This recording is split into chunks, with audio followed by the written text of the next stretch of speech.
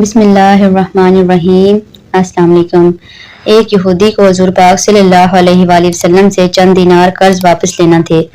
ایک دن آپ راستے میں جا رہے تھے کہ وہ یہودی آپ صلی اللہ علیہ وآلہ وسلم کے پاس آیا۔ اس نے کہا، جب تک آپ میرا قرض ادا نہیں کریں گے تب تک میں آپ کو یہاں سے نہیں جانے دوں گا۔ نبی کریم صلی اللہ علیہ وآلہ وسلم نے فرمایا، اس وقت ادائیگی کے لیے میرے پاس کچھ بھی نہیں ہے۔ یہودی نے کہا، جب تک آپ قرض نہیں دیں گے میں بھی آپ کو جانے نہیں دوں گا۔ آپ صلی اللہ علیہ وآلہ وسلم نے فرمایا، اگر یہ بات ہے تو میں تمہارے ساتھ یہاں بیٹھ جاتا ہوں۔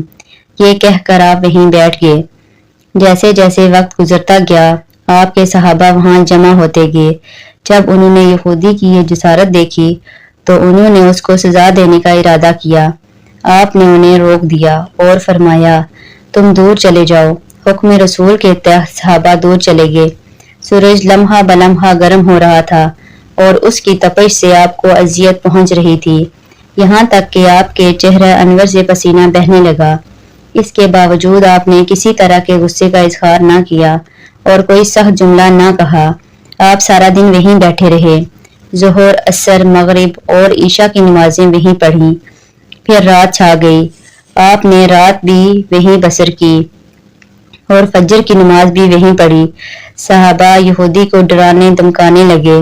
آپ صلی اللہ علیہ وآلہ وسلم نے فرمایا، تم اس سے یہ کیسا سلوک کر رہے ہو؟ صحابہ نے کہا، یا رسول اللہ، اس کی یہ جرت کہ آپ کو یرغمال بنا کر اپنے پاس بٹھا لے۔ آپ صلی اللہ علیہ وآلہ وسلم نے فرمایا، اللہ نے مجھے اس لیے نہیں بھیجا کہ میں کسی ہم پیماں یا کسی اور پر ظلم کروں۔ جب دن چڑھا تو یہودی نے کلمہ اسلام پڑھتے ہوئے کہا، میں اپنی دولت کا ایک حصہ راہ خدا میں دیتا ہوں۔ میں نے آپ کو اس لیے نہیں روکا تھا کہ میں آپ کی توہین کروں۔ اس ذریعے سے میں آپ کا پیمانہ صبر کو آزمانا چاہتا تھا، کیونکہ تورات میں نے آپ کی یہ صفت پڑھی ہے، محمد بن عبداللہ مکہ میں پیدا ہوگا اور طیبہ کی طرف ہجرت کرے گا، تند خو، سخت مزاج اور بے خدا گوئی کرنے والا نہ ہوگا اور کوئی جھوٹی بات زبان سے نہیں کہے گا۔ اس طرح سے میں نے آپ کو یہاں رکھ کر اس بات کی تصدیق کی ہے۔ تورات میں بالکل سچ کہا تھا۔ رسول اکرم صلی اللہ علیہ وآلہ وسلم مبعوث برسالت ہونے کے 3 سال بعد تک خفیہ طور پر دعوت اسلامی دیتے رہے۔ اس کے بعد اللہ کے حکم سے آپ کھل کر اللہ کا پیغام پہنچائیں اور لوگوں کو خدا کی طرف دعوت دیں۔ ایام حج شروع ہوئے تو پورے جزیرے کے لوگ مکہ کی طرف آنا شروع ہوئے۔ نبی اکرم صلی اللہ علیہ وآلہ وسلم کوہ صفا پر چڑھے اور آپ نے بلند آواز سے فرمایا، لوگوں میں اللہ کا رسول ہوں، تم اللہ رب العالمین پر ایمان لے آؤ۔ لوگ آپ کی طرف متوجہ ہوئے اور انہوں نے تعجب سے یہ اعلان سنا۔ سب کی خواہش ہوئی کہ وہ اعلان کرنے والے کو دیکھیں۔ پھر آپ صفا سے اتر کر مروہ آئے اور وہاں پر بھی آپ نے 3 بار یہی اعلان کیا۔ جب ابو جہل نے حضور پاک صلی اللہ علیہ وآلہ وسلم کا یہ اعلان سنا تو اسے سخت غصہ آیا۔ اس نے زمین سے ایک پتھر اٹھا کر آپ کی پیشانی پر مارا، جس سے آپ کی پیشانی زخمی ہو گئی، خون بہنے لگا اور آپ صلی اللہ علیہ وآلہ وسلم کا پورا چہرہ لہو لہان ہو گیا۔ اس کے بعد تمام مشرکین آپ کو پتھر مارنے لگے۔ نبی اکرم صلی اللہ علیہ وآلہ وسلم مجبور ہو کر کوہ ابو قیس پر چڑھ گئے اور ایک چٹان کے پیچھے جا کر چھپ گئے۔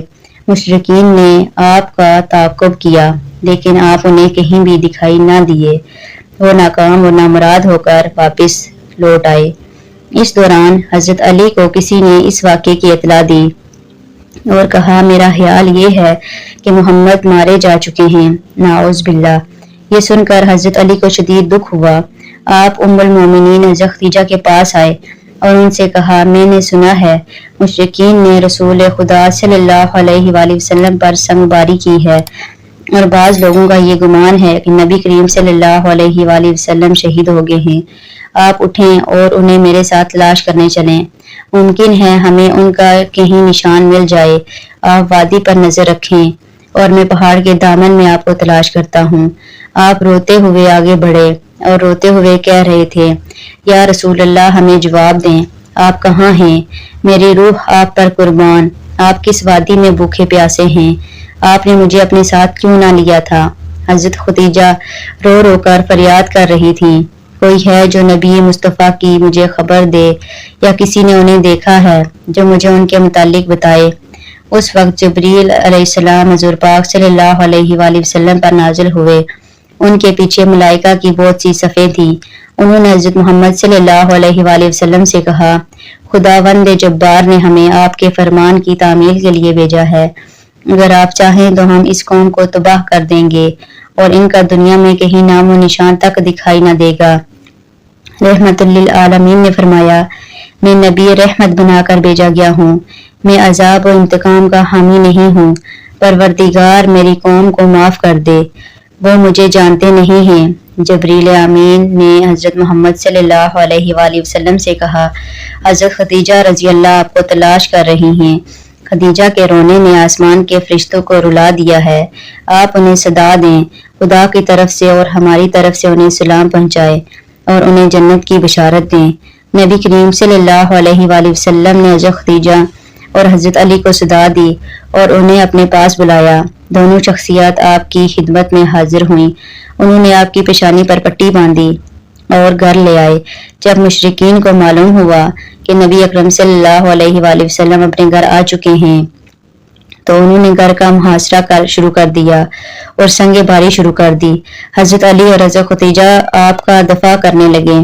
جب سنگ باری میں معمولی وقفہ ہوا تو حضرت خدیجہ گھر سے نکلی اور انہوں نے چیخ کر کہا، فرزندان قریش، کیا تم سے حیا رخصت ہو گئی ہے؟ تم اپنے قبیلے کی سب سے معزز خاتون کے گھر پر سنگ باری کر رہے ہو۔